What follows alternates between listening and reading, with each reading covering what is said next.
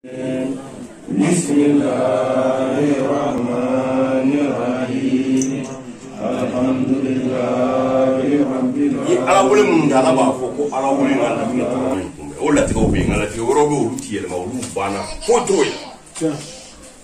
ala tilar'o la kalimu ye sɛbɛnni kɛ kalimu minnu kɔrɔtara daba jara foyi tɛ se k'o yɛlɛma tuguni sa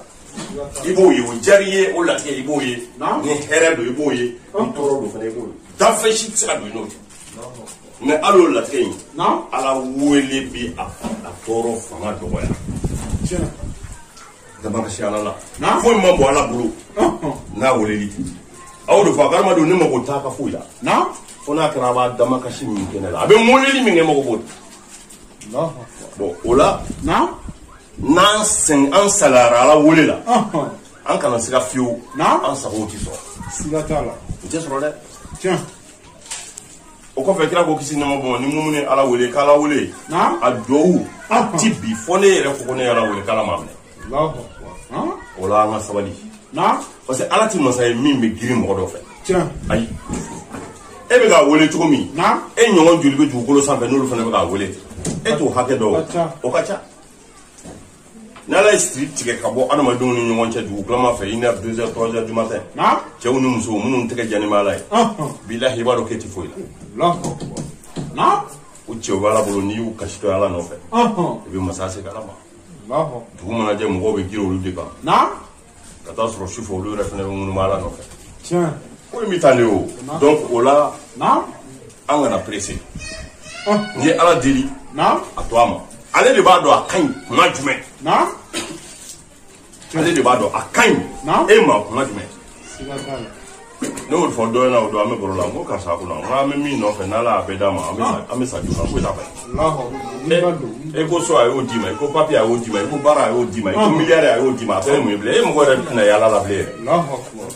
i bɛ sa dɔrɔn de foyi t'a bali i hami n'a banna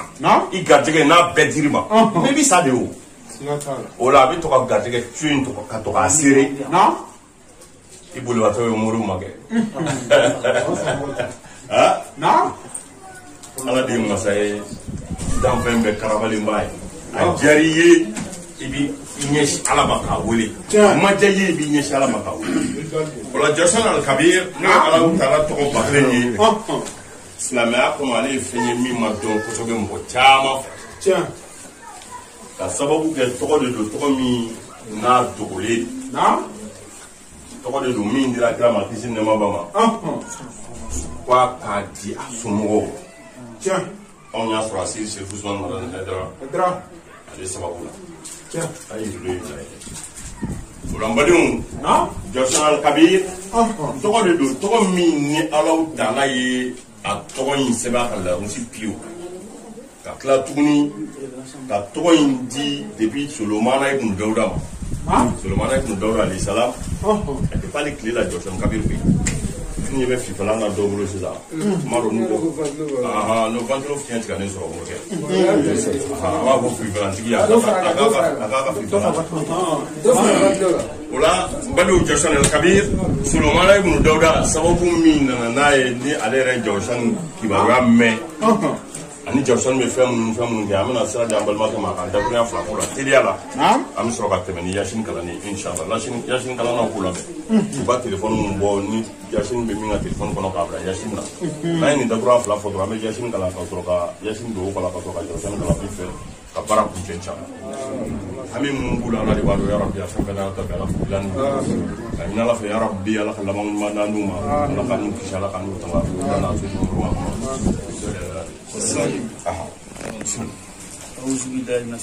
an ye tanga ɲini ala fɛ ka bɔ Ibilisa laɲiniw n'a jɛɲɔgɔn bɛɛ lajɛlen tɔɔrɔ ma kɔfɛ an y'an sinsin ala tɔgɔ barikama ye ala min ye diɲɛ nɛɛma nɔgɔlen tigɛ ani lahara nɛɛma kɛrɛnkɛrɛnlen tigi Suleiman fils de Daoud paix sur lui ani lahara nɛɛma kɛrɛnkɛrɛnlen tigi an bɛ dimanche le 12 septembre 2021 na inchallah Suleiman fils de Daoud paix sur lui a dit kɔfɛ an bɛ seli dafɛw la sɔrɔ Kayirama ka zamizamiyu mahiyu madaniyu a n'a sodungi sanumaw n'o ye kira laban ni nabiɲuman laban ye nam Suleiman fils de Daoud paix sur lui a dit Allah Ta'ala ka kira na kana nyuma Solomana min faye Dauda e no Solomana ibn Dauda e ni kuma kan numena Solomana ibn Dauda alayhi salam. Nam un jour j'étais avec mes compagnons, nous étions montés sur mon tapis volant. Suba Solomana ibn Dauda ko dundola ale Solomana ibn Dauda ni aka sahaba waka tapi sanfɛ tapi min no kun bɛ panu ye sani dugu cɛ I n'a fɔ ala yɛrɛ kumana tapi in kan cogo min kuranɛ kɔnɔ Solomana ko ale n'a ka sahabaw kun bɛ sani dugu cɛ nin don u bɛ tapi sanfɛ fiɲɛ kɛlen bɛ k'u ta nam les oiseaux nous servaient d'ombre. a ko kuma la kɔnɔw kɛlen bɛ k'u kamaw yanga ale Solomana ibn Dauda n'a ka jama sanfɛ k'u sumala don nam L'ange Michael se trouvait à ma droite, a ko mɛlɛkɛ min ka ila kun b'ale kinin fɛ l'ange Israfil à ma gauche, Israfila kun b'u numan fɛ tandis que Jibril était devant nous mɛlɛkɛ Jibrila kun b'u ɲɛfɛ et derrière nous se trouvait l'ange Azraïl. Azraïlu kun b'u kɔfɛ u bɛ mɛlɛkɛba naani ni ɲɔgɔn cɛ nin cogo in na u bannen bɛ sani dugu cɛ Solomana ibn Dauda alayhi salam ale ye nin kuma ninnu lakana nam Soudain j'ai vu une vieille femme maudite qu'on l'appelait Sabian. a ko u b'o sanga in na ale nana danfɛn kabakoma ye danfɛn cɛjugu muso do ale y'o ye muso in yɛna a bɛ mɔgɔ siran ale y'a ɲininka tɔgɔ la ko ale ma k'a tɔgɔ ye ko Sabian nam Ses cheveux étaient frisés, sa bouche ouverte. a ko muso in kunkolo siw ɲagasalen do a da wagalen do tasuma minɛ bɛ ka bɔ a da fɛ Ses mains sont en l'air. a tɛgɛ fila file falalen bɛ sɔniw ka ja sani dugu cɛ n'i y'a ye a bɛ filɛliba kunna siri nam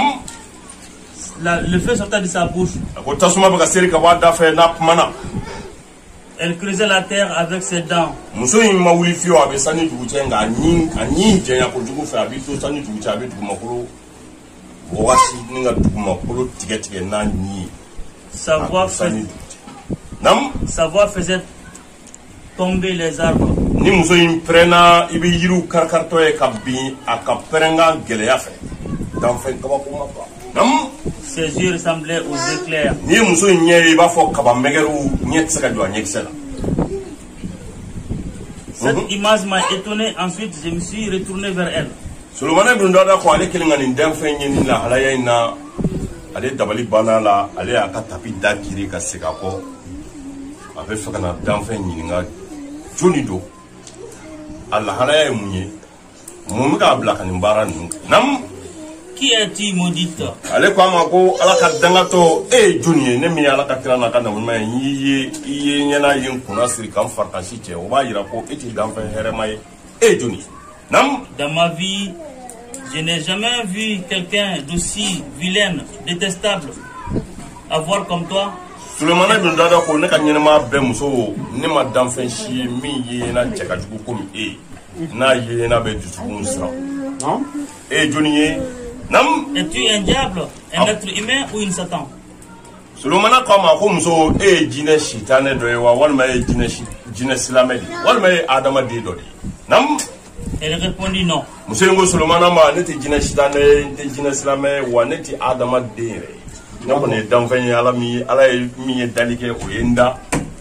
ni lahalaya in na nam Mon Seigneur m'a donné un pouvoir qui peut influencer la vie des hommes. a k'i kana siga fiyewu ala taala ye fanga don ne la ka dabaliw di yan ka fɛɛrɛw di yan ka dɔnni di yan min bɛ se ka tɔɔrɔ se adamadennin ma a ka ɲɛnamaya la Suleiman, fils de Daouda, paix sur lui, a dit Solomana ibn Dauda ala ka jɛ bɛ Solomana n'a fa ma a ko muso in ma il faut que je t'attache avec une chaîne en fer a ko n kalenna fo ne k'e don nɛgɛjɔlɔkɔw la ka t'i bila kɔgɔji da la I bɛ ka tɔɔrɔ min se adamadenw ma k'o wuli ka bɔ adamadenw kan La maudite Sabian te dit muso dangatɔ in y'i kanto ala taala ka nabiɲuman ma n'o ye Solomana ibn Dauda ye ne m'attache pas, ne me châtie pas. a ko ala ka nabiɲuman kana n don nɛgɛjɔlɔkɔ la kana ɲangata J'exécute un ordre et je fais souffrir que celui qui s'est opprimé lui-même. a ko I k'a dɔn ne bɛ mɔgɔ de tɔɔrɔ ne bɛ mɔgɔ de ɲangata n bɛ degun se mɔgɔ de ma adamadennin min y'a yɛrɛ kun tɔɲɔ ne ka tɔɔrɔ bɛ se o de min y'a yɛrɛ tugu cogo di Par quelle invocation peut-on se protéger de toi? nin kelen kumana min Solomana ibn Dauda ko e bɛ tɔɔrɔ min se adamadenw ma u bɛ se k'u yɛrɛ kun tanga ka bɔ I ka tɔɔrɔ ninnu ma ni ala wele jumɛn ni ala wele jumɛn ye nam La maudite Sabian dit l'invocation de Jalsan el-Kabir. Muso dangato ni kato Solomon ibn Dawuda ma ako ne aramadon se ku yere kisi ka bone toro ma ni ala utala to ko bakele de no wole la ko Jalsan el-Kabir. Bamu ala to ko bela mi mi wole ko bamu ba o di Jalsan el-Kabir.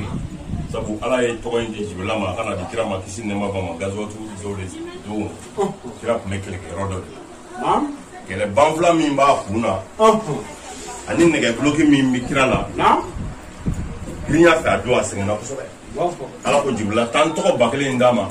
akan nege banfla imbo akan nege blogi bo akan ne wole ni ba kisi ka tanga ka teme nege banfla ni nege blogi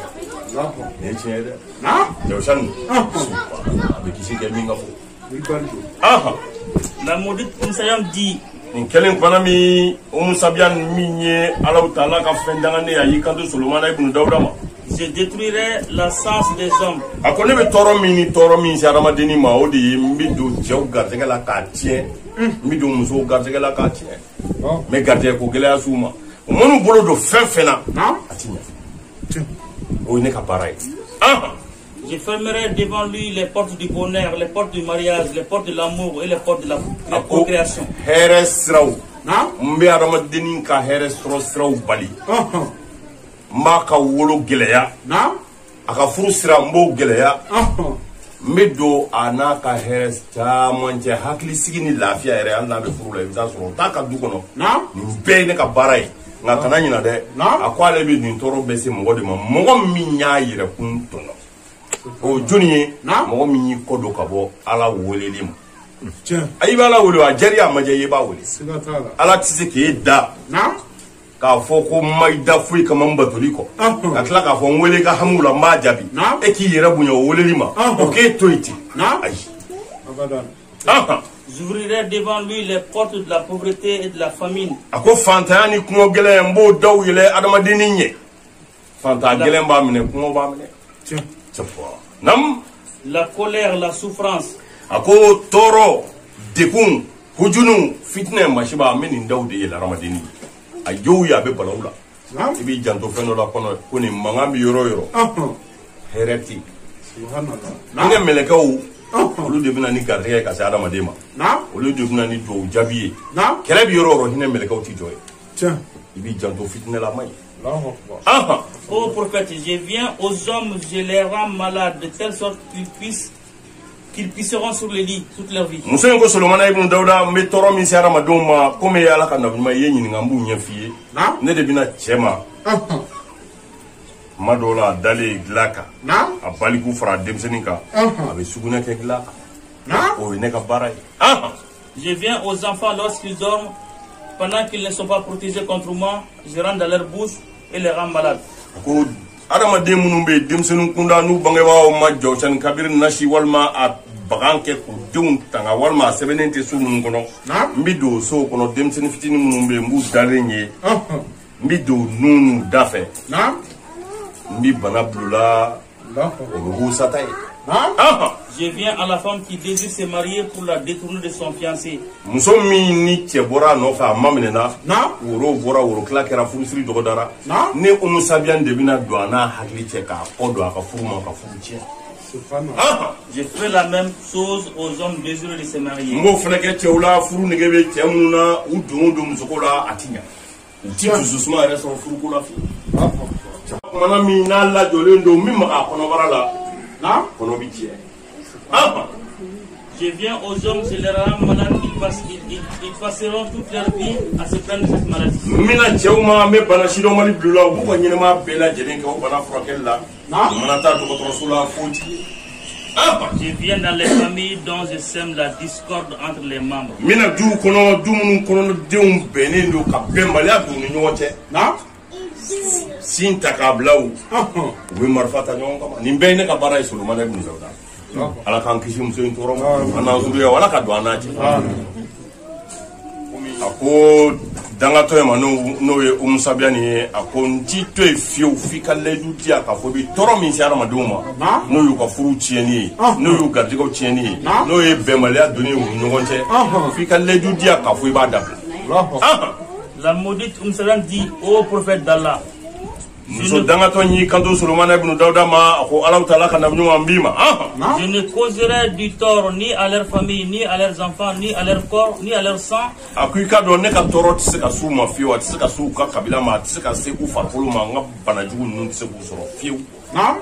S'ils se protègent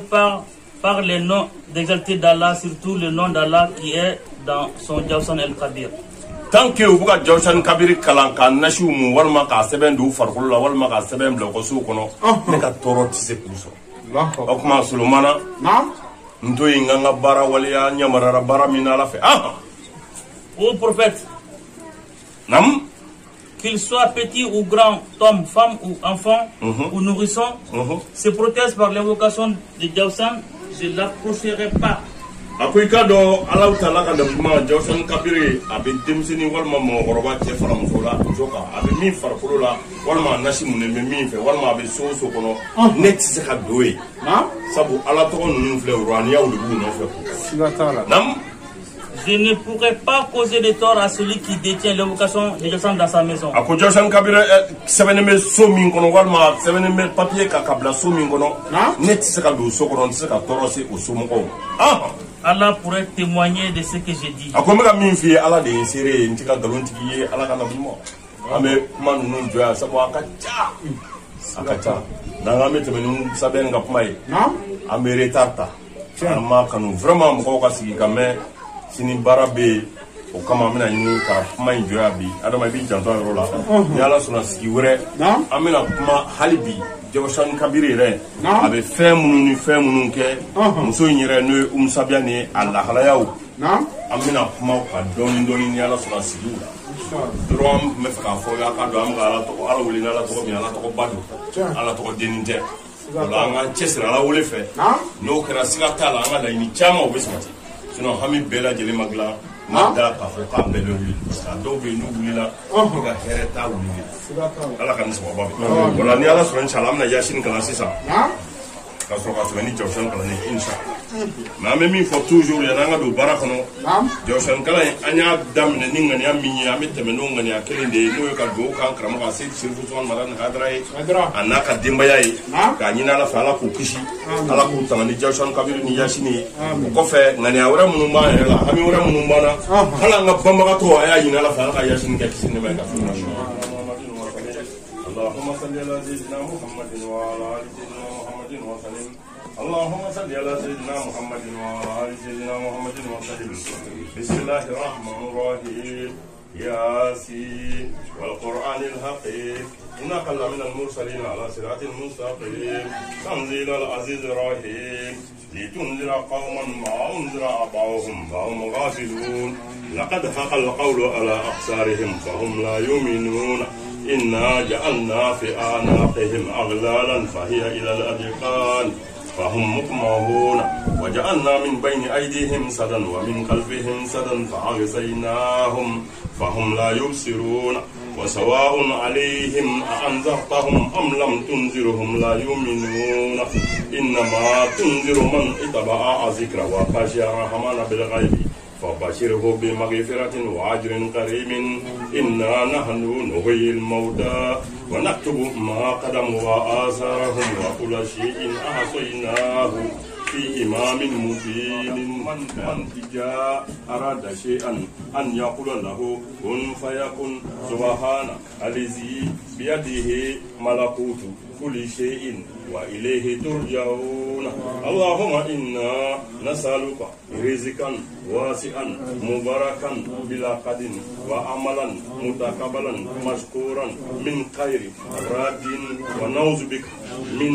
من الفضيحتين الفقر والدين الفقر والدين الفقر والدين برحمتك يا أرحم الراحمين يا أرحم الراحمين يا أرحم الراحمين يا أرحم الراحمين يا أرحم الراحمين يا أرحم الراحمين يا أرحم الراحمين سلام قولا من رب رحيم سلام قولا من رب رحيم سلام قولا من رب رحيم سلام قولا من رب رحيم سلام قولا من رب رحيم اللهم اقضي حاجاتنا ببركة آدم ونوح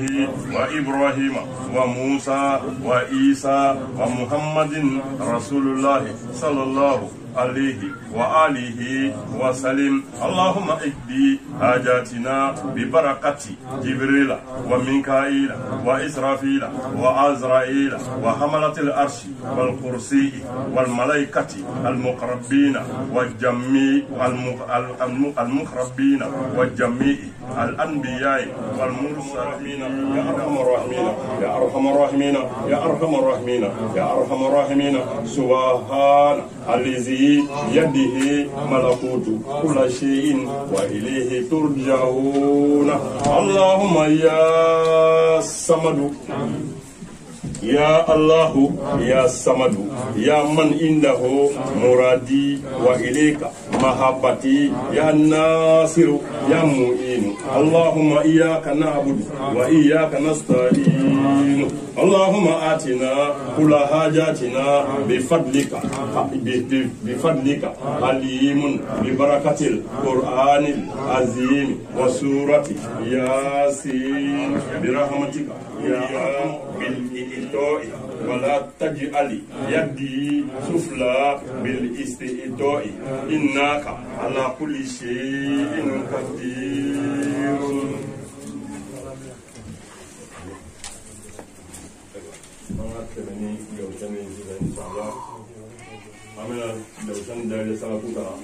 ay mɔgɔw jate mɔgɔ bɛna jɔ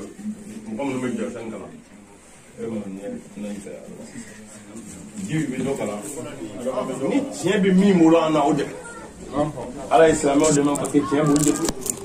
o la an karamɔgɔ kuma o kuma a ko ala ka tiɲɛ dɛmɛ parce que a b'a dɔn ale bɛ min kan o ye tiɲɛ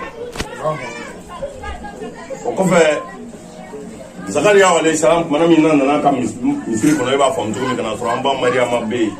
raisinw ni yiriden minnu tɛ sɔrɔ waati o b'a kɔrɔ a ko ye nin bɔ min a ko ala de ye nin di ne ma o yɔrɔ de la Zakariyaw si kɔrɔbalen san 92 tariku dɔ ko ten i bɛna den sɔrɔ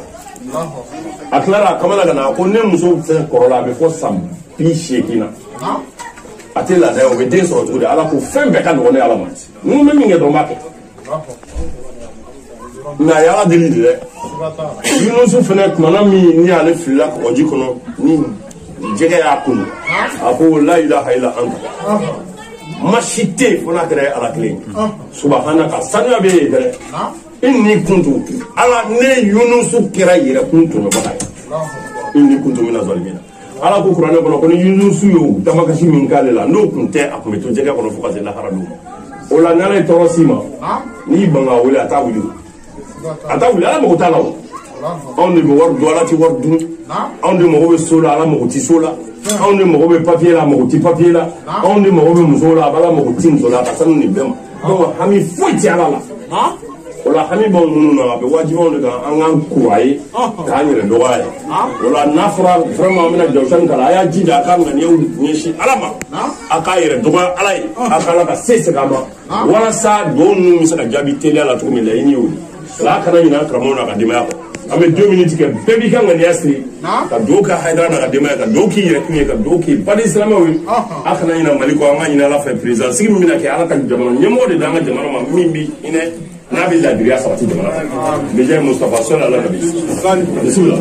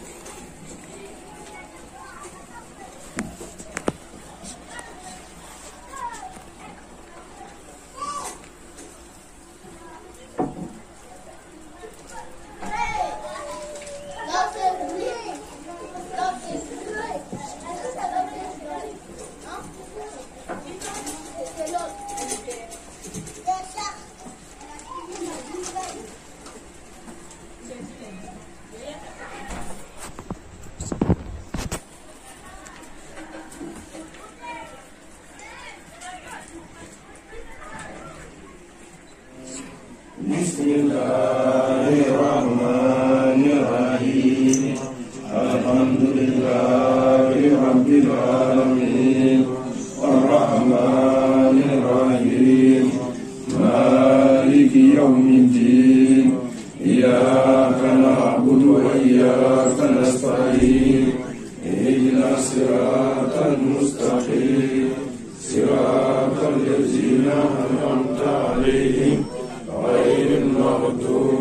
عليهم ولا الضالين.